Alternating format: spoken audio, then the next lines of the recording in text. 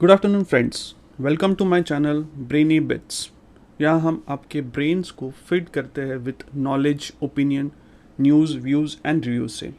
Since this is my second video in the making, I would like you all to please support me with more views, shares and subscriptions, जिससे हमें encouragement मिलता रहेगा और हमें ऐसे बहुत सारे इन्फॉर्मेटिव वीडियोज़ आपके साथ शेयर करते रहेंगे।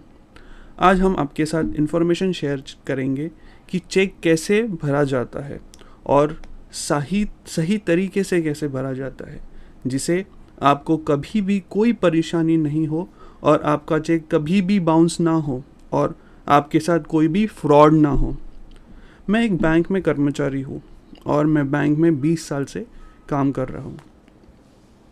मैंने बहुत से लोकेशन में काम किया है, जैसे नासिक, धुले, पुणे, नागपुर, मुंबई, अहमदाबाद, बड़ौदा में अलग अलग पोजीशन पे भी काम किया है, जैसे cashier, branch operations, loan department, relationship manager, trade finance, audit, branch head, and I have experience that common people faces lot of issues in writing cheque लिखने में और डिपॉजिट करने में बहुत परेशानी और दिक्कतों का सामना करना पड़ता है।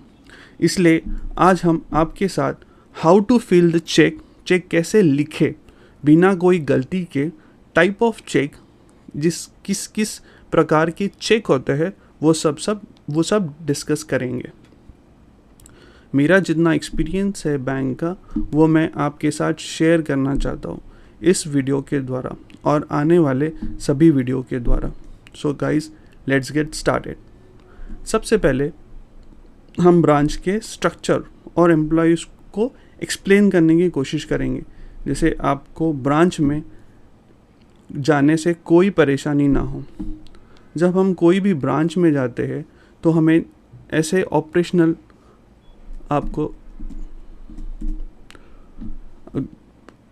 ऑपरेशनल स्टाफ फ्रंट ऑफिस में दिखते हैं, जो कि बहुत बिजी रहते हैं, क्योंकि हमेशा इनके पास बहुत सारे लोग वॉक इन करते रहते हैं फॉर सम और अदर वर्क, या फिर कोई इंक्वायरी इनके पास आती रहती।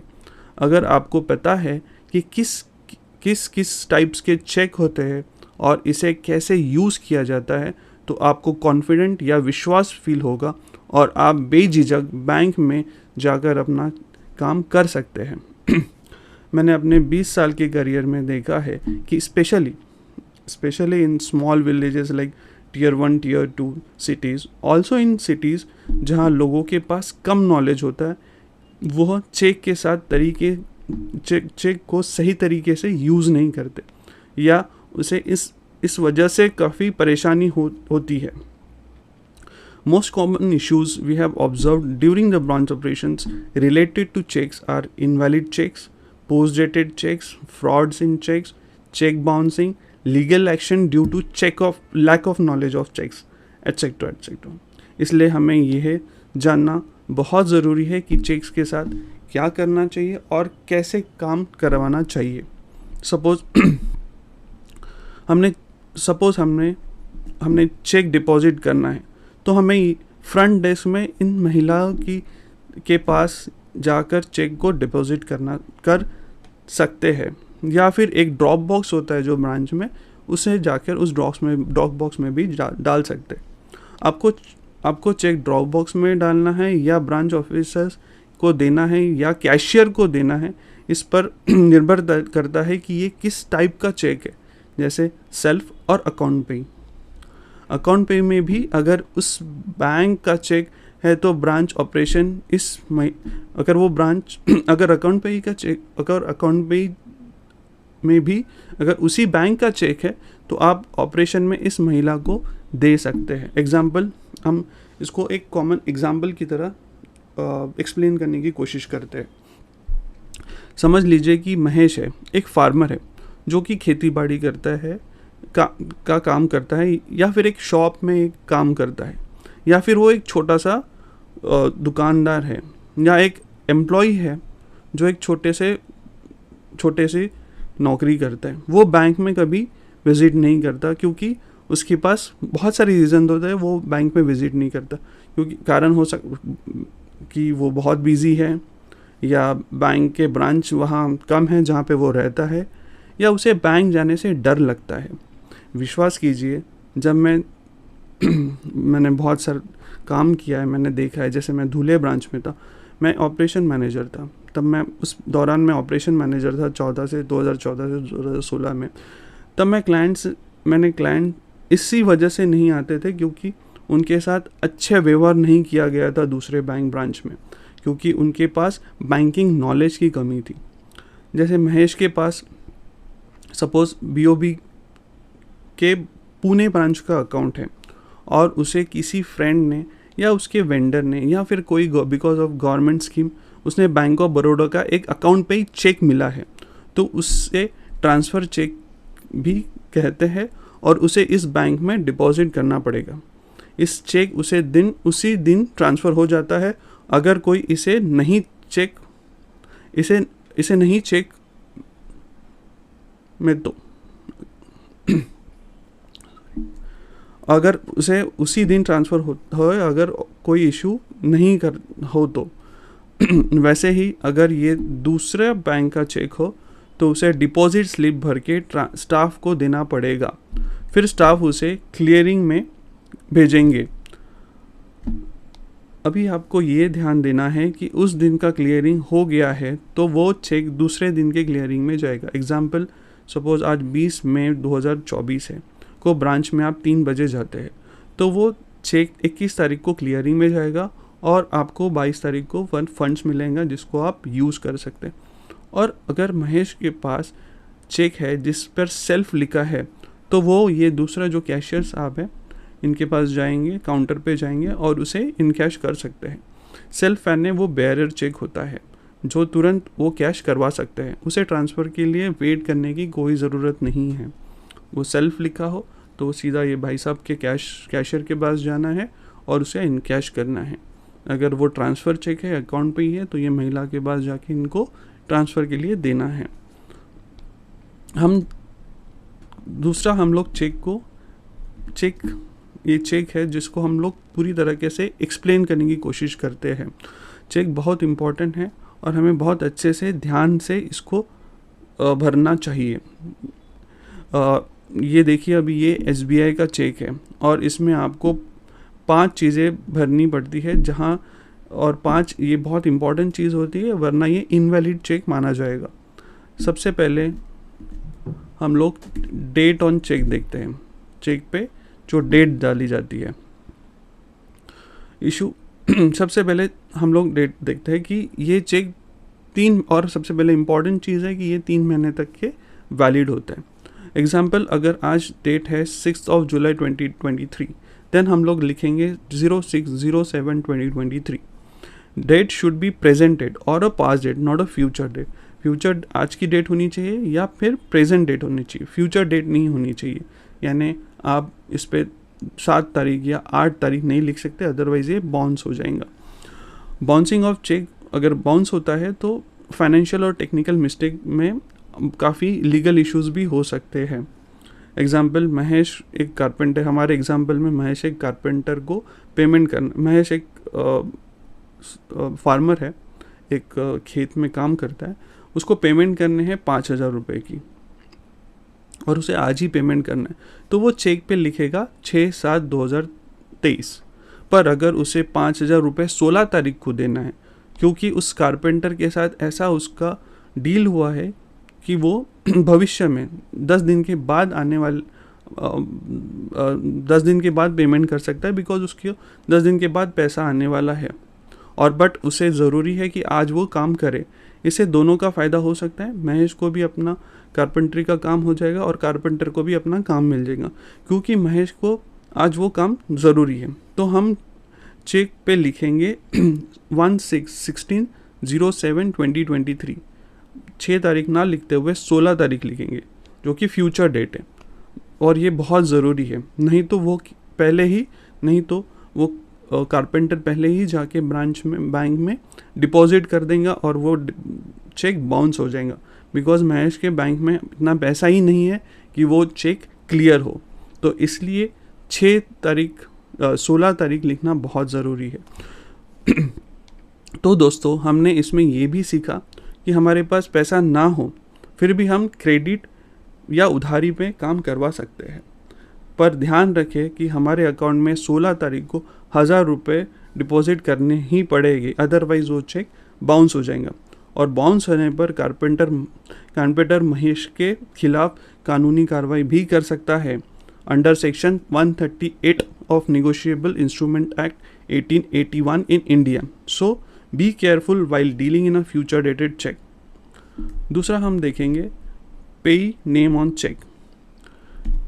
पेई को पेई के आगे लिखना है पेई का नाम जिसे हमें चेक अमाउंट पे करना है। सपोज जिसको भी हमारे एग्जांपल में सपोज कारपेंटर का नाम सबरीना सलाजार है तो उसका नाम हम लिखेंगे। अब आप सोच रहे होंगे कि आज के डेट में चेक कौन यूज़ करता है, जब सब ऑनलाइन ही हो रहा है, जीपे हो रहा है, ऑनलाइन हो रहा है, नेट बैंकिंग हो रहा है। पर आज भी बहुत सारे लोग ऑनलाइन या नेट बैंकिंग नहीं जानते या ऑनलाइन ट्रांजैक्शन करना नहीं चाहते due to various reason, and that's why they use only physical cheque. और बहुत सारे बिजनेसमैन अपने रिकॉर्ड के लिए भी चेक में ही डील करते हैं। सबसे इम्पॉर्टेंट है कि जिसको भी हमको पेमेंट करना है उसका अकाउंट होना चाहिए।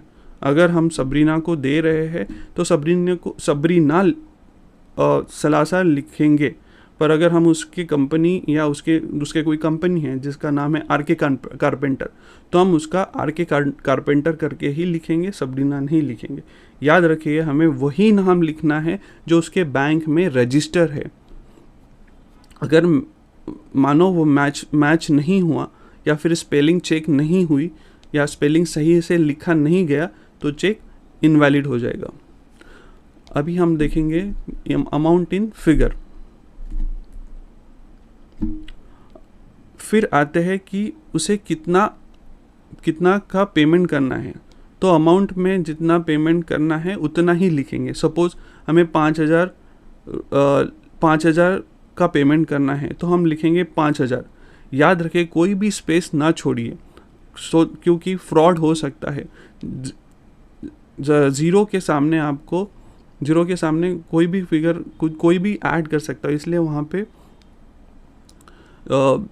एक लाइन डाल देनी है सो दैट कोई 5000 का 5900 या 50,000 ना कर दे। तो इसलिए 5000 के बाद आपको एक लाइन डालनी है और ये बहुत इम्पॉर्टेंट है। Second, amount in words. ये चीज़ ज़रूरी है क्योंकि अगर सामने वाला कभी भी ये चेक क्लियरिंग या कैश इनकाश करने बैंक में जाएगा, इसको बैंक वाला इसको मिलाएगा वर्ड्स और अमाउंट के साथ। अगर मुझे लिखना है 5000 तो फिर हम लिखेंगे ₹5000 ओनली। और याद रखिए कोई भी स्पेस नहीं होनी चाहिए, ना अमाउंट में होनी चाहिए ना वर्ड्स में होनी चाहिए, सो दैट फ्रॉड ना हो आपके साथ। ओनली लिखना भी बहुत ज़रूरी है, 5000 ओनली। अगर हम लोग ना लिखे तो हो सकता है कोई इसे 5900 कर दे, तो 5000 ओनली लिखना ज़रूरी है, स्पेस बिल्कुल ना छोड़िए। और 5000 के भी सामने आप लाइन लिखिए ताकि इसको 5000 या 5900 या 50,000 कोई भी अमाउंट लिख के इसको फ्रॉड ना करे आपके साथ। आखिरी चीज़ ये है सिग्नेचर। आखिरी पांचवी इंपॉर्टेंट चीज़ है सिग्नेचर। चेक अगर आपके चेक पे सिग्नेचर नहीं होगा तो ये चेक भी वैलिड नहीं होगा। और जब भी आपने बैंक अकाउंट खोला होगा तो आपने एक बॉक्स के अंदर एक सिग्नेचर किया होगा, ताकि जब भी ये चेक बैंक में क्लियरिंग के लिए जाएगा तब वो बैंक में बैठा हुआ बंदा आपके चेक के सिग्नेचर को टैली करेगा अकाउंट के साथ, तभी ये चेक क्लियर होगा। अदरवाइज ये चेक क्लियर नहीं होगा और ये बाउंस होगा। तो चेक पे सिग्नेचर बहुत ज़रूरी है। तो हमने देखा कि बैंक कोई भी चेक हो उसमें 5 चीज़ बहुत इंपॉर्टेंट है। पेई नेम जिसको हमको चेक देना है, date, amount, figure and signature. ये 5 चीज़ें बहुत इंपॉर्टेंट होती है और जब भी हम आप चेक देते हैं तो इसको ध्यान से भरिए। फिर हमें देखना है, फिर हम बहुत सारे इसके अलावा भी इम्पॉर्टेंट चीज़ें होती है जो हमको चेक में लिखी होती है और हमारे डे टू डे ऑपरेशंस में हमारे काम आते हैं, तो इसे भी ध्यान से हम एक्सप्लेन करने की कोशिश करते हैं। सबसे पहला है अकाउंट नंबर, जो हम लोगों ने येलो में हाईलाइट किया है। अकाउंट नंबर बहुत इंपॉर्टेंट होता है in day to day transaction, क्योंकि जब भी हमें कैश डिपॉजिट करना है तो हमें इसका इस्तेमाल करना पड़ेगा, या फिर हमें क्लियरिंग में भी चेक डालना है, या फिर हमको चेक में चेक लेना है रादर, तो या फिर दूसरे बैंक से हमको चेक आना है, तो हम लोग इसी अकाउंट का यूज़ करते हैं। बहुत ज़रूरी है, अगर हमने गलत नंबर दिया, सपोज आपने गलत नंबर दे दिया, तो ये पैसा किसी के भी दूसरे के अकाउंट में जा सकता है, या फिर ये बैंक के सस्पेंस अकाउंट में जाता है, और अगर सस्पेंस अकाउंट में जाता है तो बहुत टाइम लगता है इसको क्लियर करने के लिए। फिर होता है चेक नंबर। चेक नंबर जैसा ये 021984 है, ये 6 डिजिट चेक नंबर होता है, और हर एक ब्रांच में जितने भी जितने भी लोगों को चेक इशू किया है, सब को अलग अलग यूनिक नंबर देते हैं, ताकि हमें स्टॉप पेमेंट करना हो, कभी हमें स्टॉप पेमेंट करना हो चेक का, तो इस 6 डिजिट नंबर का यूज़ हो। हमारे एग्जाम्पल में हम लोग देखते हैं कि अगर कारपेंटर है, महेश ने उसको कुछ काम दिया और उसने सही तरीके से नहीं किया, या फिर उसको पेमेंट नहीं देनी है बिकॉज ऑफ सम रीज़न, तो क्या होगा कि वो उस चेक का स्टॉप पेमेंट करेगा। उस स्टॉप पेमेंट करने के लिए ये उसको 6 डिजिट यूज़ करने पड़ेंगे, और वो बैंक में जाके उसको रिक्वेस्ट कर सकता है बैंक को कि मुझे ये चेक स्टॉप करना है। हमको रीज़न देने की ज़रूरत नहीं है, बट स्टॉप पेमेंट आप रिक्वेस्ट दे सकते हैं। बट याद रखिए ये 16 तारीख के पहले होना चाहिए, बिकॉज हमने उसको 16 तारीख का डेट दिया जो कि पोस्ट डेटेड चेक है, बट ये 16 तारीख के पहले आपको देना पड़ेगा। अदरवाइज 16 के बाद दिए तो हो सकता है वो मैश कारपेंटर तब तक उसको इनकैश कर देगा। फिर होता है IFSC code. IFSC code generally ये येलो में मार्क है, जो राइट हैंड साइड में चेक में ऊपर में दिया होता है, और ये जनरली येलो कलर, इससे ये पता चलता है कि कौन से बैंक का कौन सा ब्रांच है इस चेक के ने इशू किया है, कौन से बैंक के कौन से ब्रांच ने इस चेक को इशू किया है, ये इससे पता चलता है। इसके साथ कोई भी प्लीज़ छेड़छाड़ मत करिए, क्योंकि सारे चेक स्कैन होते हैं और आपको दिक्कत हो सकती है अगर क्लियरिंग में, अगर ये चेक प्रॉपरली टाइम पर हो जाए या फिर इसके साथ कोई छेड़छाड़ हो। फिर होता है ट्रांजैक्शन कोड। ट्रांजैक्शन अलग अलग अकाउंट के अलग अलग ट्रांजैक्शन होते हैं, जैसे 31 है, ये हो सकता है सेविंग है बिकॉज ये मल्टी सिटी चेक होगा, या फिर 10 भी दे सकते हैं bank. 10 is generally use for saving account and 11 for current account. तो ये डिपेंड होता है कि कौन सा बैंक इंटर सिटी है या मल्टी सिटी है, उसके ऊपर डिपेंड होता है। देन होता है वैलिड अप टू 10 lakhs। अगर ये लिखा होता है कि valid up to 10 lakhs at non home branches, इसका मतलब ये है कि अगर आप ये चेक आपके ब्रांच में जाके लेके जाते हैं, और अगर आप 10 लाख के ऊपर इसको ट्रांजैक्शंस करते हैं या डिपॉजिट करते हैं, कि 10 लाख के ऊपर भी के लिए भी डिपॉजिट करते हैं, तो ये क्लियर हो जाएगा। पर अगर आप ये नॉन ब्रांच में जाके डिपॉजिट करते हैं या इनकैश करने की कोशिश करते हैं, तो ये वैलिड नहीं होगा। ये बैंक सेट करता है आपके SBI अकाउंट में, पर अगर आपके बैंक में जाके रिक्वेस्ट करते हैं कि हमारी लिमिट बढ़नी चाहिए, तो बैंक इसको एक्सेप्ट करके लिमिट बढ़ा देता है। लास्ट में हम लोग ये देखेंगे कि कितने टाइप के चेक होते हैं। तो सबसे पहला है बेयरर चेक। बेयरर चेक क्या होता है? ये सेल्फ चेक हो गया। अगर हम लोग अपने एग्जाम्पल में देखें, महेश सपोज हमारा एग्जाम्पल में महेश ने सोचा कि इस कारपेंटर को हम पोस्ट डेटेड चेक ना देते हुए हम बेयरर चेक दें, और उसका क्योंकि हमें उसको आज ही पेमेंट करना है, तो और उस कारपेंटर को भी पैसे की ज़रूरत है, तो हम उसको अकाउंट पे ही ना देते हुए बेयरर चेक दे देंगे। उसमें उसे 2 दिन का वेट करने का ज़रूरत नहीं पड़ेगा, वो इमीडिएटली ब्रांच में जाके उस चेक को एनकैश कर लेंगे। इसे ऐसे भी देख सकते हैं कि अगर कारपेंटर बिजी है, सपोज हम लोगों ने महेश ने चेक दिया कारपेंटर को और वो आज बिजी है, तो वो क्या कर सकता है? अपने बीवी को या अपने भाई को या फिर किसी भी आदमी को अपने ब्रांच में भेज सकता है और उसको एनकैश करवा सकता है। इसको थर्ड पार्टी एनकैशमेंट बोलते हैं। उसको खुद जाके एनकैश करने की ज़रूरत नहीं होती है, बस उसके पास, उस थर्ड पार्टी आदमी के पास पैन कार्ड होना चाहिए, या फिर कोई भी प्रूफ ऑफ डॉक्यूमेंट होना चाहिए जो बैंक एक्सेप्ट करे। फिर आते हैं हम लोग अकाउंट पे चेक, जो हम लोगों ने ऑलरेडी ऊपर डिस्कस कर दिया है। क्योंकि दो तरह के चेक होते हैं अकाउंट पे में भी, एक क्लियरिंग चेक होता है और एक ट्रांसफ़र चेक होता है। ट्रांसफ़र चेक जो इमीडिएटली उसी दिन आपको ट्रांसफ़र मिल जाएगा बैंक में, अगर अगर कोई और रीज़न ना हो इसको रिजेक्ट करने का। अगर पांचों चीज़ सही है, डेट, अमाउंट, डेट, पे नेम, अमाउंट इन वर्ड्स और सिग्नेचर, सब अगर ठीक है, पांचों चीज़ अगर वेरीफाई होती है तो ट्रांसफ़र चेक इमीडिएटली क्लियर हो जाएगा अकाउंट पे ही में। क्लियरिंग चेक जैसा हम लोगों ने बताया, हो सकता है 2 दिन भी लगे, हो सकता है 3 दिन भी लगे, कि आप उसको कब यूज़ कर सकते हैं फंड। देन हम लोग देखते हैं क्रॉस चेक, कैंसिल चेक। ये कैंसिल चेक जनरली ये इंडिकेशन करता है कि हम इसको कभी यूज़ नहीं कर सकते, ना हम इसको कोई विड्रॉल के लिए यूज़ सकते हैं, ना कोई पेमेंट के लिए यूज़ कर सकते हैं, ना कोई भी फाइनेंशियल ट्रांजैक्शंस के लिए यूज़ सकते हैं। ये सिर्फ ये प्रूफ है कि इस बैंक में आपका अकाउंट है और इसके क्या क्या डिटेल्स, इस आपके अकाउंट्स के क्या क्या डिटेल्स है, like bank account number, bank account name, IFSC code, ये सब वैलिड है। और यही आप इस कैंसिल चेक से, यही आप कभी आपको सपोज ECS मैंडेट करना है या फिर SI मैंडेट, स्टैंडर्ड इंस्ट्रक्शन देना है, तो ये या फिर बहुत सारी जगह पे इस कैंसिल चेक का रिक्वायरमेंट होता है फॉर रजिस्ट्रेशन पर्पस ऑल्सो। तो ये तभी आपको कैंसिल चेक लिया जाता है। बट इसको देने में कोई प्रॉब्लम नहीं है, इसको आपको साइन नहीं करना है, कुछ नहीं करना है, कुछ नहीं लिखना है, खाली कैंसिल करके देना है। ये सिर्फ डिटेल्स के लिए लिया जाता है कि हमारे डिटेल्स सही शेयर हो जाए, और पैसा हमको जब भी आना हो या फिर हमारे पैसे कभी भी डेबिट होने हैं, हम लोग इंस्ट्रक्शन देते हैं कि हमारे सो एंड सो अमाउंट हमारे अकाउंट से डेबिट हो या सो एंड सो अमाउंट हमारे अकाउंट से क्रेडिट हो।